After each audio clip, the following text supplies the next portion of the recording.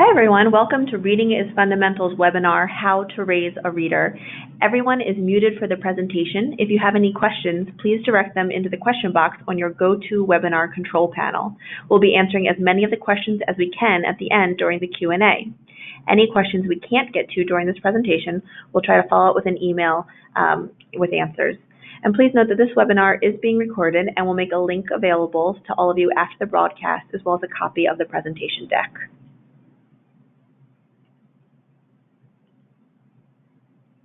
We're thrilled to have you all online and joining us today. We'll be taking just a few minutes to introduce you to Reading is Fundamental and then our exciting guest speakers.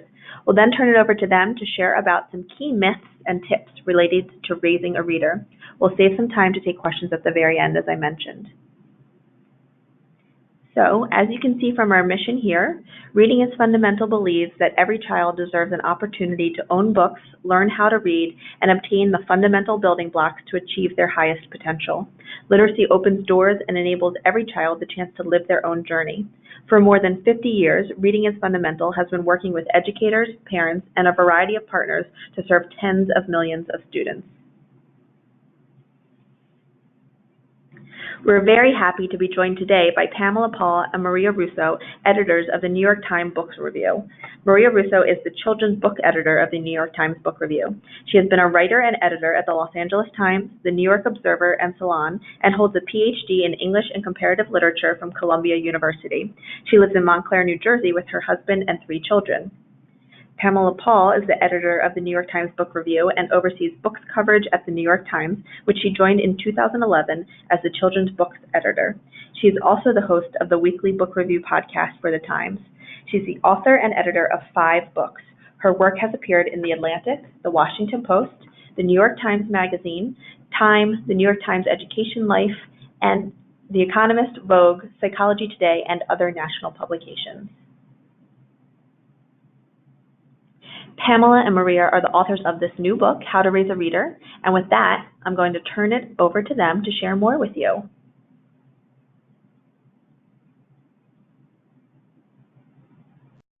Hello. Hi there, I'm Pamela. And I'm Maria. We're happy to be here. So we are going to talk about this new book, How to Raise a Reader, which came out of our work at the New York Times Book Review and our respective other work as the parents of 3 children each. And we wanted to start off by talking about some of the myths that exist around raising a reader.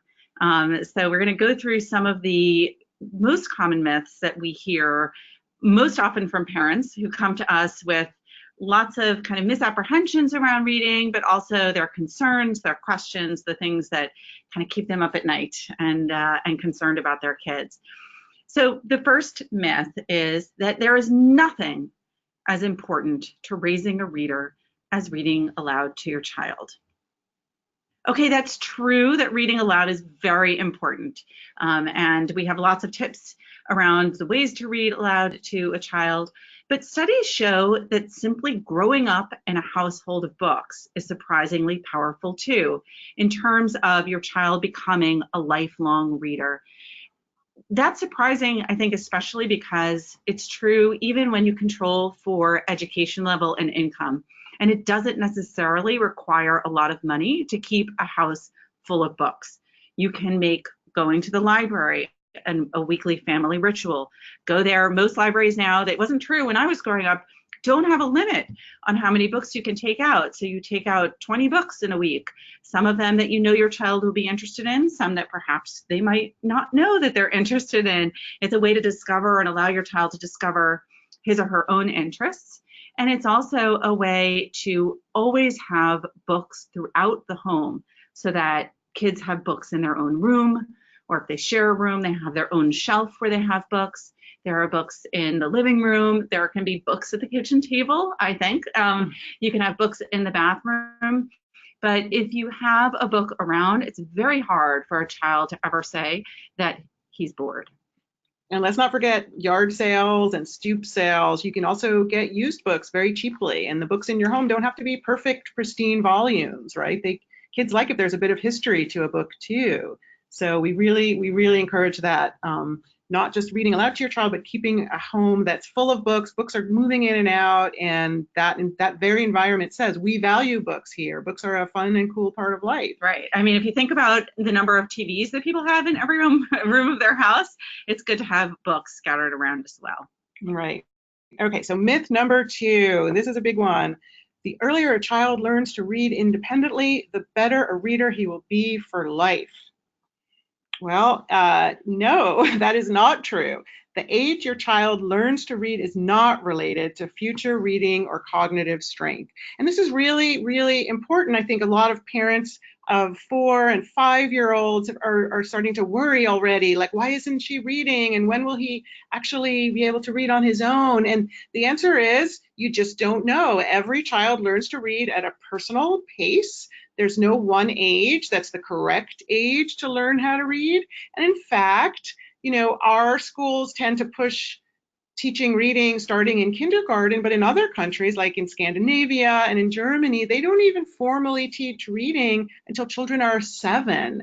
And that's because it's better to use that instructional time on things that every child is able to do, rather than creating an atmosphere that can pressure the ones who aren't able to read on their own yet, or really aren't able to do those steps. So we really encourage parents to back off the pushing of younger children to start reading on their own, especially because that's, until they read on their own, even if it's at 5 and 6 and sometimes even going into 2nd grade, they're not that sturdy yet on their own. That's a great time to keep reading aloud yourself to your children, which is so beneficial in so many ways. It's okay if they're not reading on their own yet, because you can read to them. You can find all kinds of great books. Picture books are still, amazing for a 6 and a 7-year-old, and they still need them. So don't worry if your child isn't reading early, and don't push it, and also don't create an atmosphere of pressure around that magical moment, which happens at a different age for everyone. One analogy I like is tying your shoelaces, right? Some kids can tie their shoelaces when they're 4 or when they're 5 years old, and some kids, and I know some of them personally, still can't do it when they're 10. But the truth is, by age 20, all of us can tie our shoelaces, and generally the same thing is true for reading. And I think, it's understandable why there is the kind of pressure that exists in schools and why parents feel it in their homes, because we live in a time of economic insecurity. People are worried that they know that reading is important for a child's future sort of academic achievement, as well as their executive function and emotional health. So they know that this is key. And schools are also so much more focused on measurable results. And there's a lot of testing pressure on teachers. And so, there are reasons why that pressure exists. But I think that parents can sort of take a deep breath and comfort themselves with the fact that even if their child is 2 letters behind or 2, numbers behind in whatever leveled reading system that the classroom is using, that chances are, if they continue to make books a part of the home life and to read aloud to their child and to keep books around them and follow some of the other suggestions we have in the book, and be in touch with the teacher just to make sure that the progress is okay, that there isn't some kind of learning challenge or a reading disability, that the kid will end up being fine, that most people end up learning how to read at their own time. And of course, if you do suspect there's possibly dyslexia or sometimes even a vision problem can be in the way, something that is keeping your child back from reading, by all means, speak to an expert. Most schools do have on-call reading experts, so that's really important. But for the child who does not have any real challenge with reading,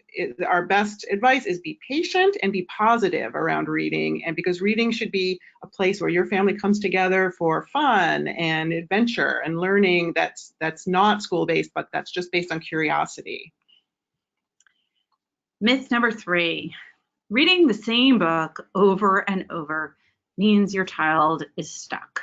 We all know this kid. You meet this kid when he is 1 year old or 2 years old, and he wants to hear Goodnight Moon again and again and again and again. And I think most who have children have that book memorized. Or the child who just keeps going back to Harry Potter again and again. And you can sort of worry, like, why isn't my child moving on? But the truth is that babies and toddlers actually benefit from hearing books read over and over. It's part of the process by which children learn to read. It's part of becoming familiar with the cadence, with the sound of the language. And children get something different out of these books when they hear them over and over again. And before they're able to read themselves independently, that magical process of memorization, of word recognition begins, which allows the child to think that he's reading on his own if he's memorized Goodnight Moon, and who's to say he isn't in a certain way. And then for older children, they benefit emotionally and cognitively from rereading and revisiting their comfort books. This is one of the reasons why series are so important and popular among school-age children, because characters become their friends.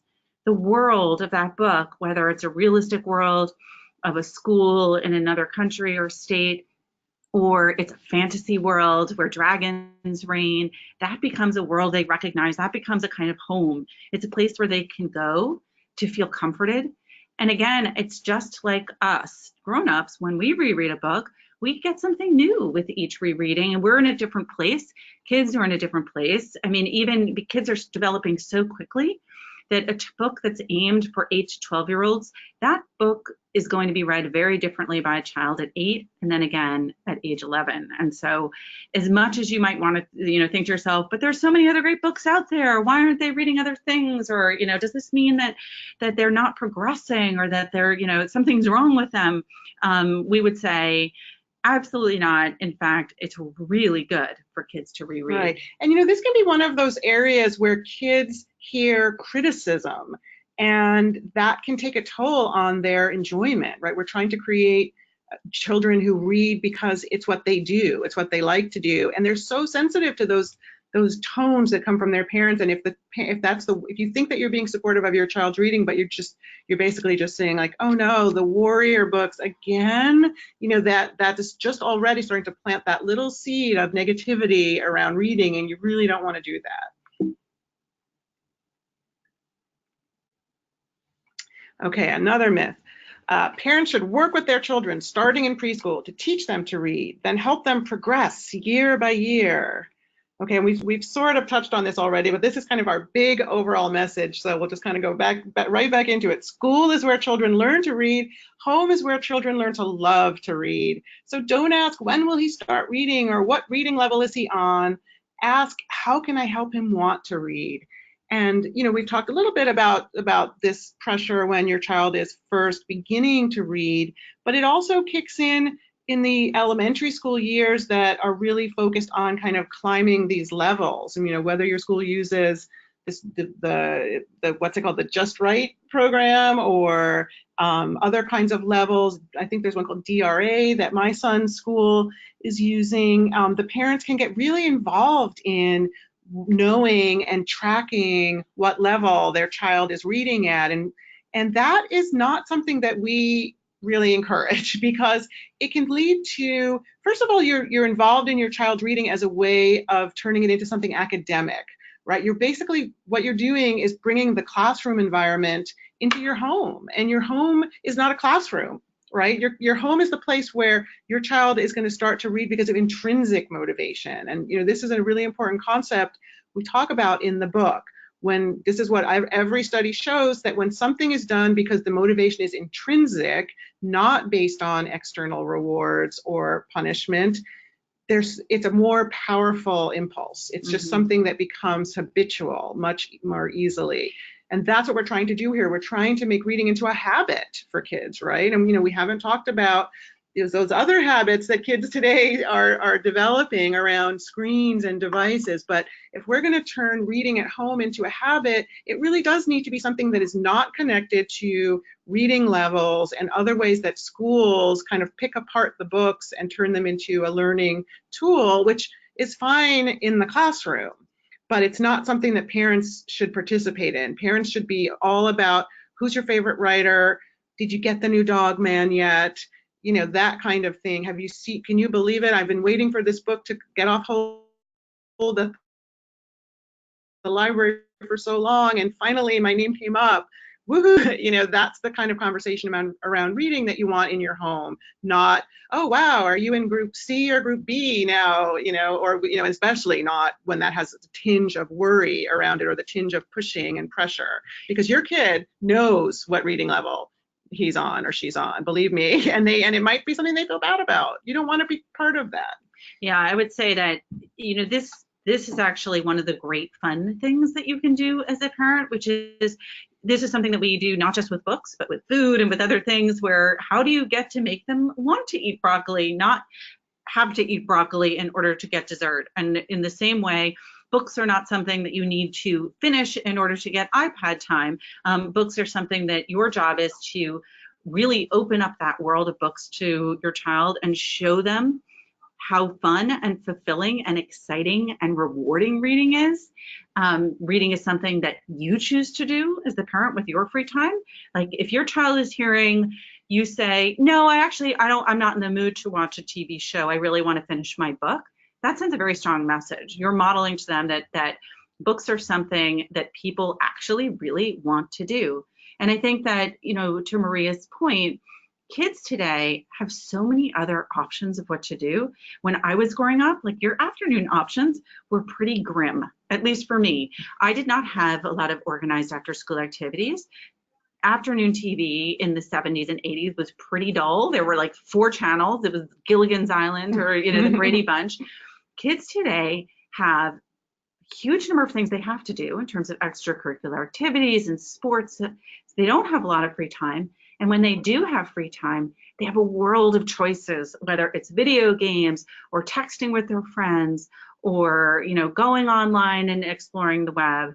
There are so many, and then never mind Netflix and Hulu and all of the great options on TV. There are a lot of things that they can do with their free time. So the challenge is to raise a child who looks at all of that and says, you know what, actually, I really want to read the next John Green. All right. All right, another big name in children's books, Harry Potter. So the myth, I can't wait to read Harry Potter to them. You know, it's time for Harry Potter. Let me say to begin with that Marie and I both love Harry Potter. So this is not an anti-Harry Potter diatribe. It's rather to say that Harry Potter is something really special and something very specific. The first Harry Potter book was written for children ages 8 to 12. And even 8 is actually on the young side for this one. Once you get to the death of Cedric at the end of book 4, which many of you will know about, you're really moving into YA. You're moving into young adult books, and those books are not really meant to be read by kindergartners. When I was raising, when my first child was in kindergarten, I remember there was an almost competitive thing going on where people were saying like, oh, my kid already read Harry Potter, which is, you know, there's no reason to rush Harry Potter. There are so many good books that are intended for kindergartners and first graders and second graders and even third graders that can be more appropriate. And the other thing is that we have a section of the book called the post-Harry Potter slump, because once kids get Harry Potter is so good for the kids who liked Harry Potter that it's really hard to get them to find them something that will sort of live up to that level for them. So I tried to squeeze in all of the great books before they got to that Harry Potter stage. Another thing is that a lot of parents who didn't get to read Harry Potter before they had kids are like, ooh, now is my opportunity, and they want to read them aloud. I actually think that Harry Potter is a really great carrot that you have out there, because kids want to learn to read so that they can be good enough to read Harry Potter on their own. If you read it to them, you're kind of taking away one of those great big motivating factors. In the same way that, like, for a child that maybe isn't as motivated a reader, you can say, you know what? We're not going to watch the movie until we read the book. That's not just true for Harry Potter, but can be true for a lot of books, where you say, you know what, we will get to that once we read the book, then we will watch, you know, The New Little Women or whatever the book might be, or the movie might be. But Harry Potter, the last thing I'll say about Harry Potter, and Maria has experienced this directly, is not all kids like Harry Potter. Harry Potter is fantasy. Not every kid is a fantasy reader. And Harry Potter is also very scary. There's a real darkness there. And some kids don't want a book where another kid dies. Some kids don't want to read about scary things. So we really believe that while Harry Potter is wonderful and is probably, you know, more beloved by more cross sections of children out there than most kids' books are today, it isn't for everyone, and there's no reason to rush it. Right. Okay, next. Okay, here's a big one. Once they're reading on their own, move on from picture books. No, don't do that. Picture books should stay in the picture all through childhood and beyond. Once your child reads independently, don't downplay books of all illustrated books of all kinds, including graphic novels. So this is another myth about reading out there, that there's something somehow better about reading that doesn't involve images and pictures. And this is just, again, brain science does not show this. Reading pictures is very similar to reading words, and in fact, part of the process of learning how to read. And in fact, when a child is reading a book with illustrations and words, there's this amazing brain imaging that shows both sides of the brain lighting up at once. And that's a great thing for their development, right? So, and that just doesn't stop when they are reading words. And in fact, there's some children who we tend to call visual readers who prefer to read through images, or they prefer, all of their words to always have images attached. And that's why we've had this incredible explosion of graphic novels for children lately. I'm sure all of you are familiar with the great canon of graphic novels that's been developing for the last 10 years. We have the Raina Telgemeier books, right? The new one, Guts, that just came out yesterday, is already like #1 on Amazon or #2 on Amazon. It's amazing. These kids, these books really connect to children. There's, the more hybrid books like the Wimpy Kid books and the Dork Diaries books and the Dog Man books. Those books are making readers out of kids who really would not have read on their own. And the people who work on these books have their own stories of either their own childhoods being what's called, reluctant readers, sometimes having challenges like dyslexia or ADHD. Dave Pilkey tells incredible stories of what he went through as a child with ADHD and dyslexia, being kind of shunned from his classrooms and going out into the hallway to draw, because that's, how his brain worked. And so now he's created these books for children who really, really need the illustrations to be there. So that's just a big mission that we have too, is to help parents and educators to understand that graphic novels are not this sort of extra side dish to childhood reading. They are books, they are literature, and they shouldn't be devalued. They shouldn't be kind of seen as dessert once the child reads big chunky text-filled books. You should really, and especially if you do sense that a child is a visual reader, give them lots and lots of books that are illustrated, and don't worry that that's somehow keeping them from reading words, because it's hand in hand. And with picture books, most picture books are labeled ages 4 to 8. And that means that a lot of kids will start reading somewhere in the middle of that on their own. They'll be reading, early chapter books when they are 6 or when they are 7 or even when they're 8. That doesn't mean you need to take the picture books away. Kids can enjoy different kinds of books at the same stage in their life. So they might be able to read a simple early reader or early chapter book on their own, but still want that magical, activity, whether it's at night or on a weekend morning, of you reading aloud to them. The language in picture books is often more sophisticated than they're able to read on their own, because it's generally expected that a parent is reading aloud. They're getting a different kind of storytelling, because there's the story that's in the text and then the story that's told through the pictures. And sometimes they just want to follow that sequential storytelling that exists in image alone.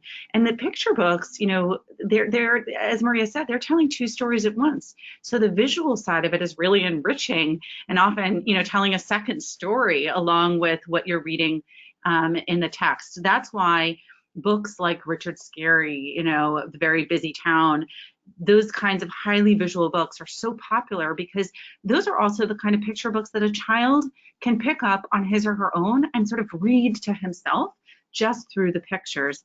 And the last thing is, everyone loves pictures. Grown-ups love pictures. This is why we all look at Instagram.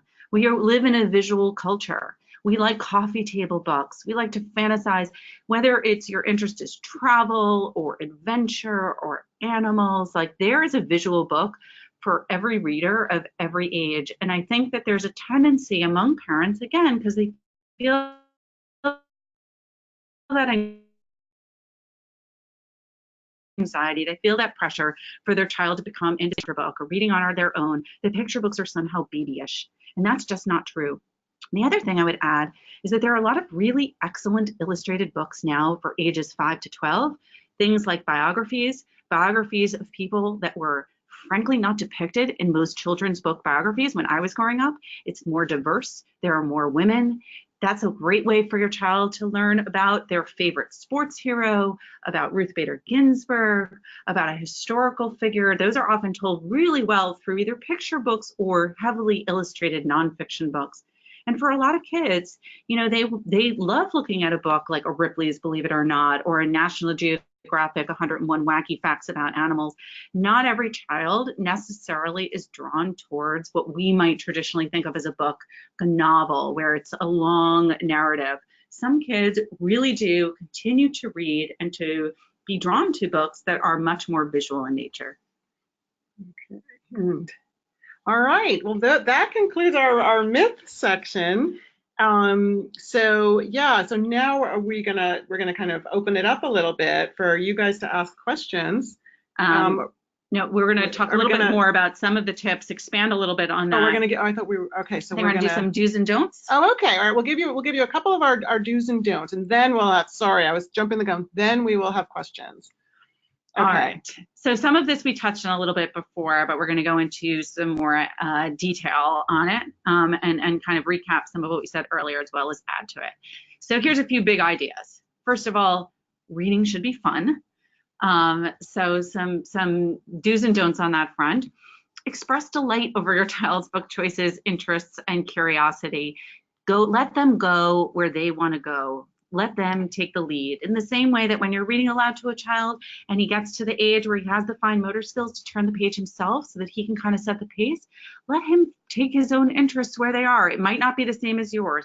He might be interested in sports facts or in scary stories or something that you don't necessarily love, but encourage your child to seek out those books, because if you want your child to turn to books in their free time, you have to allow them to take the path that they want to. Right, and we talked about reading levels and talking about easiness or hardness. You know, a better way to talk about a book is, is it interesting? Not is it hard enough for you, or is it at the right level for you, or what do you like about it? And then the judging too. We all love our own literary taste, and some of us, really take pride in our literary judgment, but it's just, when you're raising a kid who you want to be a reader, it's just not the place to be asserting your superior taste and judgment in literary matters, because they're so attuned to criticism from their parents and negativity from their parents. So we really, it's just not really worth it. And it's really important to remember how personal reading is, right? We're trying to help children develop this inner life, this internal motivation to read that has to do with how the book makes them feel. So really keep that in mind, that you could be trampling on something very personal to your child by judging. With the easy and the hard, kids are just like us, right? Sometimes you don't want to challenge yourself with a book. Sometimes you want to read like a really fun kind of girl on the train type of book. You want something that's not too demanding, that may be a comfort read. So if your child reaches for a book at night that you consider too babyish, do not ever say so. And the same thing, it goes for the other direction. Like, some kids like to challenge themselves. Some kids might be interested in subjects that are more sophisticated than their reading level sort of necessarily allows them to go to, but never say like, oh, that book is too hard for you, or that's too challenging. And frankly, unless you really want to get them to read, don't tell them it's too old for them, because they will absolutely go for that. And all of this goes double and triple for comics. Again, just to bring this up again, a lot of parents just get really nervous around children reading comics. We assure you, all of the great literary minds of our time grew up on comics, because that's what there was, right, back when we were kids. I think we Maria and I were both Betty and Veronica. Betty and Veronica, I could not wait for the next Betty and Veronica, Archie comics. So all of that stuff is just a great sign that your child is looking at print and enjoying it. So be positive. Okay, so the big idea: everyone learns to read. So we've talked about this again. It's just so important to trust the teachers to handle the nuts and bolts of learning to read. There are things that are going on in the classroom that you don't need to learn how to do all over again. You don't need to understand really what phonics learning is versus, of learning to read. That's for the teachers to do. Your job is just to support that teacher, support what the teacher's doing in the classroom by creating enthusiasm, and then, letting them go at their own pace is, again, we talked about this earlier, but again, cannot be emphasized enough. Learning to read is not a steady process for a lot of kids. There's kind of a stop and go. There's sort of a big leap one day, and then they can kind of be stalled. Let that happen as your child's brain is developing at let it have its own rate of development.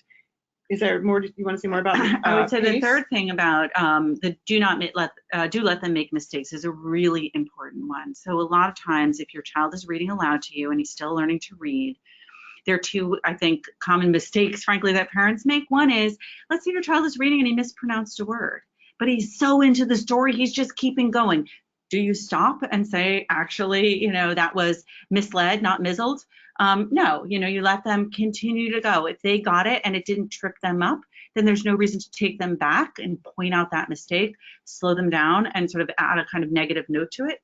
But on the other hand, if they're struggling to pronounce a word and they can't and they're stuck on it, you don't want your child to be frustrated at home when they're having, their quiet reading time with you and it's supposed to be fun. So it's okay if they ask you, like, what is that word? And you don't force them to sound it out on their own. Like, you can step in there, you can help out if they're getting frustrated in reading.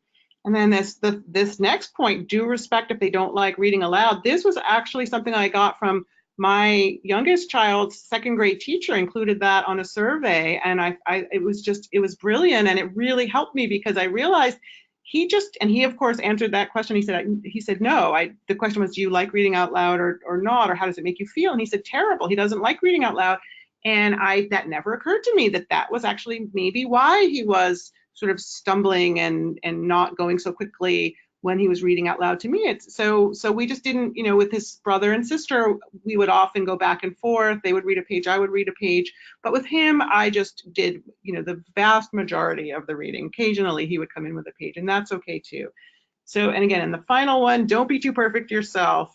You can make mistakes too when you're reading and point out your mistakes. And, you don't have to be this authority figure who is all knowing. Yeah, I think sometimes it's really helpful for you to say, I stumble over that word too. Or, one of the things that, frankly, like many parents at the end of the day, when my kids were really young, they're now 10, 12, and 14, I would stumble over words myself. And, that's really reassuring, frankly, for kids. And maybe it's because you're tired. Maybe it's because you don't necessarily know the proper way to pronounce it. But it's really good for them to see that you don't let it sort of hold you back, that you can laugh at your mistakes. Like, kids love to see grown-ups make mistakes too, and to kind of acknowledge them and to be able to live with them. So I think if you're not thinking of it as your perfect performance when you're reading aloud to them, but instead kind of point out that, reading can be difficult for grown-ups too, but and this is something for parents who English is not their first language. This is really important to remember.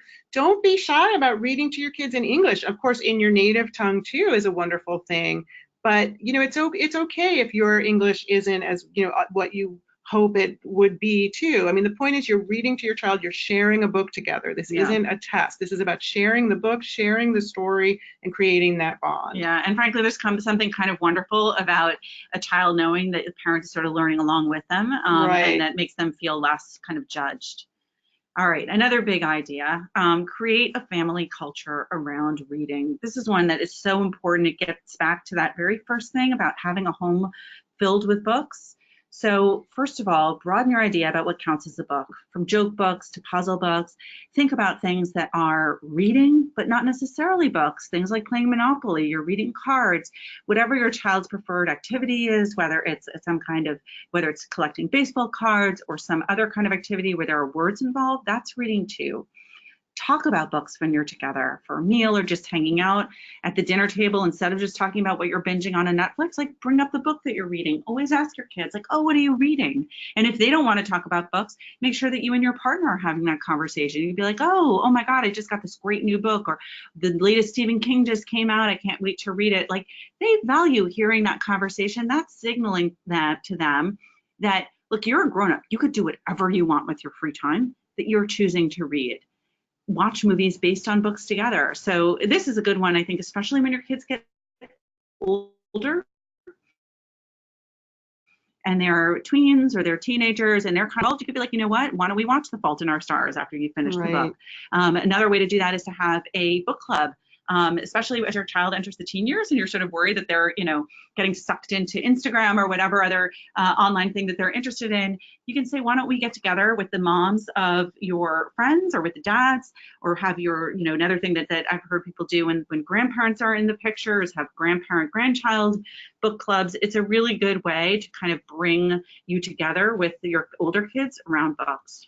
Okay, and then the final two, don't make it competitive. Now, this is something for people who have siblings, right? More than one kid. There's just a lot of challenges around how you can keep your family culture of reading going when your kids are reading at such different levels. And in fact, we get this a lot, these questions about how do you read aloud to children of 2 different ages? And this is just something that you're going to have to really keep an eye on, that the older siblings can sometimes really make the younger ones feel bad about where they're at with reading. And it's really important that they don't bring it, that they're not creating this idea that they're winning because they're reading a more advanced book at that moment. And one way around that is maybe if the older sibling reads to the younger sibling, that's something that can twist really into a positive direction. Right, exactly. That can really be a nice bonding thing for them too. It allows the older child to show off, but not in a competitive way. Right. So that's just something to really keep your eye on when you have more than one child.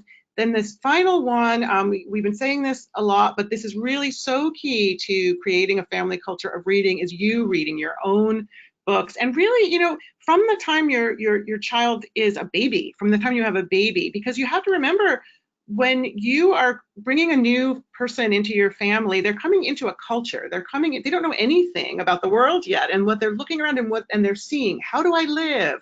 What are the values in this place? What do the people do with their time? These little infants. Right. So make sure that when this little infant comes from out of nowhere into this home, that's what they're seeing and that's what they're hearing, and that really is what's valued in that home, and then as they get older, I often find it's just my best way to check out a little bit, but still feel like I'm parenting because I feel like if they see me, it's just, I'm not really dealing with them, but I'm sitting there on the sofa reading my book. There's a part of me that's patting myself on the back and saying, they're going to remember this image, just like I do. I mean, I grew up with a dad who just read, and my mom too, but seeing the image of my father reading in his chair, it's just imprinted on me, and so it's a nice thing for you to give to your children. In all of this world, all of the distractions that they have, they're going to have a mental image of their parent reading. Yeah, I think, again, it's so important to be a model, and that can be hard for us, right? But it's definitely a mixed message if you're sitting there and you're scrolling on their phone and saying, like, guys,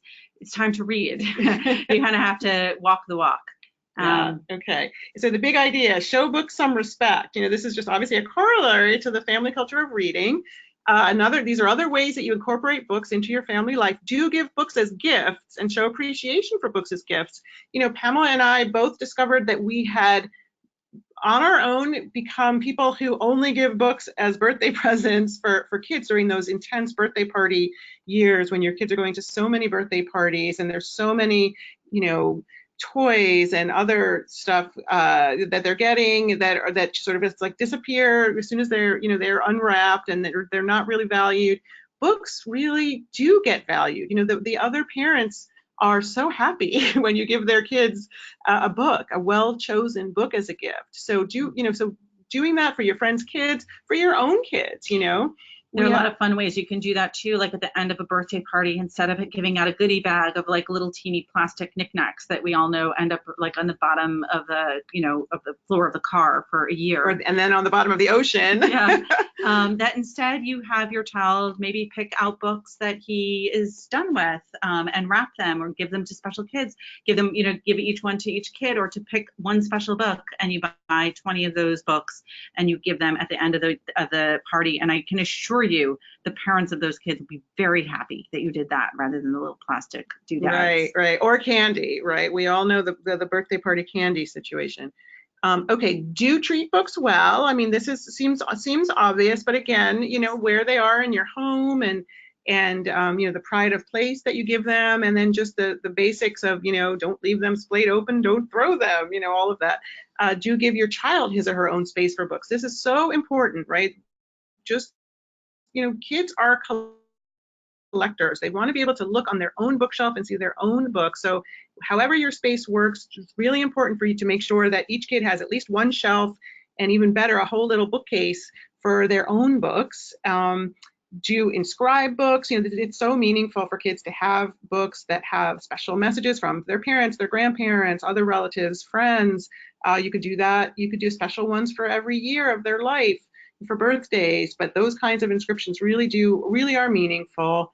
And then donating books, letting them know at the end of when you're done with the book, that someone else will be able to enjoy it, who, maybe someone less fortunate, or just as you're moving the book around in the world. One of the things that we did with our kids when they were done with books and they knew that they were not going to return to them, sometimes they will then find out later that they do want to return to them, and we have to get them from the library or find other copies. But one thing that we did with our kids is to say, they have a lot of cousins. And so we said, okay, let's figure out the books. These are the ones that you're done with. Let's pick out which ones go to cousin Elodie, which ones go to cousin Phoebe, which ones go to cousin, Benjamin. And that was a really fun process for them, because they then felt like they were taking these special books that had been such a part of their life and sharing them with their younger cousins and giving them to them and sort of keeping them in the family. And this is something that I think, teachers are great at, but you can do it at home too. Do talk about what it takes to make a book. So, if you watch how a teacher or librarian reads the book to your child, they will always start with the title, the author's name, the illustrator's name, and they'll kind of linger on those pages. And the idea is you want the kid to understand somebody wrote this book, somebody illustrated this book, and of course, making books at home is a great way to have them be part of that too. And then someone was questioning me about why are we pro bookmarks? I guess there are some people who like to fold down the pages. I have a visceral, weird feeling every time I fold down a page. I don't know why. I just feel like I want that page to stay pristine and stay But also for library books. And obviously for library books, when I see one that was folded down, I get a little sad. So keep some bookmarks around. Your kids can make bookmarks. It's a great thing to do. Don't throw them away. We said this already. Don't leave them splayed open. All right. Big idea. Let your child take charge. And we're going to go a little bit quickly through the rest of these slides because we do want to allow time for your questions. But we'll have this file to, obviously, this deck to look back on. So a few do's and don'ts. Let your child arrange his or her own bookshelf. That becomes part of them sort of being in charge.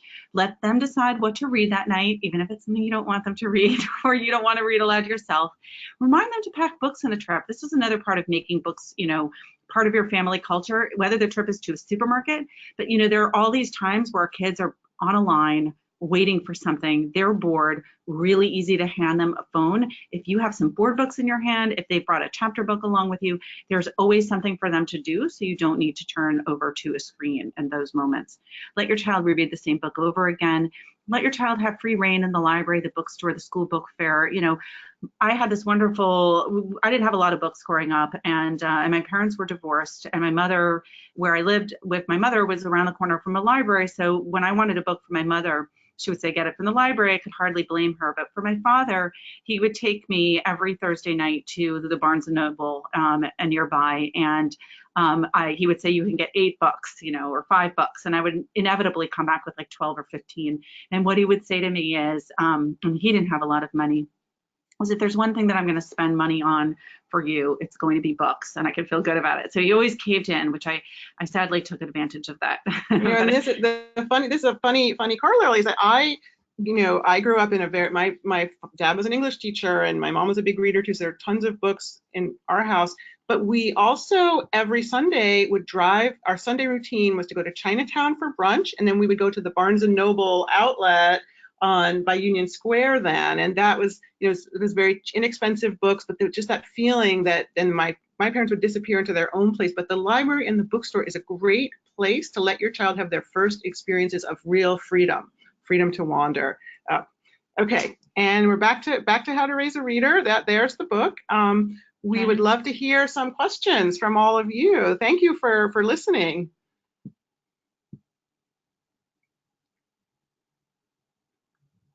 All right. Okay, thank you guys so much for taking the time to share that with us. It was really informative and wonderful, and we do have several questions.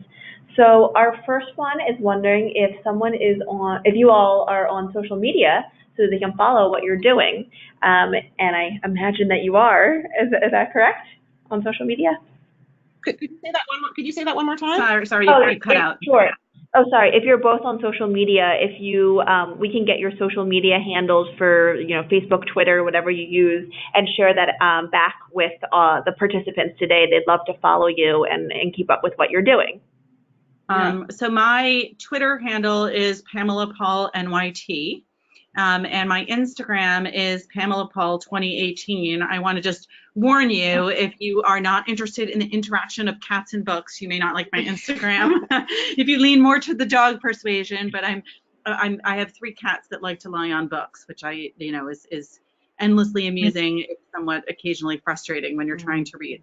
And I am at Maria Russo NYT on Twitter. My Instagram is really my garden and my kids. So let's not, maybe I need to turn them on, but I do, because my Twitter is really about children's books. That is a great place to follow me. And don't forget also, my day job is the children's books editor of the New York Times, and you should always check out the New York Times children's books page on our website. So if you go to nytimes.com, click on books, and then click on children's books, you'll have a good overview of everything that we're doing with children's books. And on Facebook, I'm at Pamela Paul is my author page. So you can also check out there. Fantastic. Okay, we have a couple other questions that I think we have time for. One person wondered if either of you have opinions on physical books versus ebooks, and if they are equal in this whole exercise to get your child to love to read, or if you have any opinion on that debate. So let me say first that reading is reading is reading, in the same way that writing is writing is writing. And it's wonderful that kids, even if they are probably texting more than you would like, that is still writing, and reading on a screen is still reading. That said, there's really something wonderful about the physical book. And there is some brain science that shows that you actually absorb information and you retain it better when you read it on a physical book. The interesting thing is that kids actually realize this themselves. And so when ebooks were starting off, there was a huge surge in production of elaborate e-picture books. And it turns out that most parents don't want to be holding a tablet with their kid. They want to have a physical picture book. They want to be able to, children want to be able to turn the pages themselves. That for young children in particular, reading is a full body experience. So when you're with very young children and you're in that board book phase, there are fabric books, there are flaps, there are pop-up books. Physical books are tactile. There's a smell to them. There is a feel to them. There's an emotional connection from having a child on your lap and actually physically turning those pages together. And then teenagers, also. So I was just going to talk about the middle grade years and teenage years. These are years where you would be surprised to hear these kids actually prefer physical books too. So they're on screens all day. They're on screens all day. They talk about it as a relief. They feel oppressed by their phones. So the more you can actually provide the physical book for your child, no matter what age, the better. Yeah. Now that said, as Pamela said, there's also just a practical consideration. Sometimes you just really want your kid to get a certain book and you can't get to the bookstore, you can't get to the library, and then an ebook is fine. They're still reading the book, but if possible, really try to lean toward the physical. Yeah, and I would say the other thing is that, as Maria mentioned earlier, kids are collectors, and if they get into something, they really want that physical book. There's these really wonderful books called teeny books right now, which kind of were created especially for sort of phone mad teenagers. They're like the size of a matchbook, a matchbox, maybe a little bigger. And teenage girls in particular, probably some boys too, love these. They are hugely collectible. They really like, in the same way that anyone who has a kid knows that kids like to hoard and keep things around. And if they love books, books become something they physically want to have and to trade and to share. Great, thank you both. We have another question that somebody says this is wonderful information being shared, and they thank you. And they wondered if there were some language and literacy researchers that you consulted when developing this piece of work. Well, people often ask us why we didn't include the names of the research, and really a decision we made with our publisher to be more useful and practical and not make the book too big and too thick. Yeah. But there's tons of really great other books out there. The one that I think should really be mentioned, for example, is Dr. Rudine Sims Bishop, who is like a pioneer in the diversity movement in children's books, right? So when we use the phrase windows and mirrors, now that's a phrase that everybody knows comes from Dr. Rudine Sims Bishop, and her work was just one of the most important moments in this change that's happened in children's book, where people realize that children of color need to see themselves in their books. They need to be the stars of the books and not the secondary characters. They need stories that aren't just about suffering and struggle. They need stories about children of color who are just, going shopping with grandpa or going to the moon, so when all of that, we did decide not to include the research or references to it, because we were aiming it toward parents. Yeah, I mean, I have to say, Maria and I are both reporters and journalists at a newspaper where you constantly have to back up everything that you say with evidence. So we had all of that in there, but we didn't want to include in the book because we are also parents of 3 children each and full-time working mothers. And I have to say that I know from when I was in the stage of like reading every parenting book out there, I just wanted to get to the point, because your time is so precious as a parent, that we wanted to make the book very practical and useful and tips oriented and have lots of books recommendations, and sort of without weighing you down and kind of all the whys and wherefores. But the nice thing, and I hope reassuring thing to know, is that all of this is based on research among educators, researchers who have looked at the benefits of print versus technology, researchers who have looked at how and when children learn to read. So it's not in the books and the lines in the books, but it's behind there. It's the sort of invisible framework on which the book is based. Great, thank you both. I think we have one more question that we have time for right now. If anybody else has any, feel free to drop them in the question box, and we may not get to them in this remaining couple minutes of the hour, but we'll try to email you a follow-up. But the last question I have here is that somebody says that their child is having difficulty enjoying some of their school-assigned reading, and do you have any recommendations about motivating them to read something that they really are not interested in to begin with, and also making sure that that doesn't impact and hinder their interest in reading enjoyment in general? Right. Well, again, I know this is going to sound funny, but I think it's something that most parents can relate to. I think about this in terms of dinner, because I have 3 kids who all have their picky eaters. These are not easy eaters. And so you think about, okay, you have the really yummy thing on the plate that that they really want, and then the 2 things that they're not that into, and then one thing that's new, and then dessert. And every parent has a strategy, knowing their individual child, like, okay, well, maybe if I have them put this on the broccoli, it'll go down more easily. I mean, I think that frankly can work with an assigned reading. So one of the things that you might do to enliven it, to make it more fun, is to say, okay, you were assigned this chapter in this book. I'd never read this book. I'm really interested in it. I hope you don't mind, but I would like to start off reading this aloud to you. So I'm going to read the first page, and then let's take turns. Do you want to be the right page or the left page? And you turn it into a game. You give them a little control. So, okay, now they're saying, oh, okay, I get to pick. I'll do the left page. Or do you want to read the dialogue, and I'll read the narration? I'll read the plain text. So you can turn it into something that you're doing together. You can kind of gamify it. Think of ways to make it more fun. Think of ways to motivate your child. Again, I do not like to offer something other than reading as a reward, but you can be like, you know what? Why don't we read this one chapter together? Then I'll read you the chapter of the book that you and I are really, really enjoying. Right. And then we'll do one more chapter, and then let's kind of like do them. We'll switch back and forth. So again, they're getting the fun reading, and then they're getting the obligatory reading, and you're kind of mixing it up. And I also think, one of the ways in which kids really become readers, we talked about modeling, your enthusiasm is infectious. So maybe you're psyched to read that book. And on the other hand, and again, you know your child best, so you kind of know like what tactics work with them.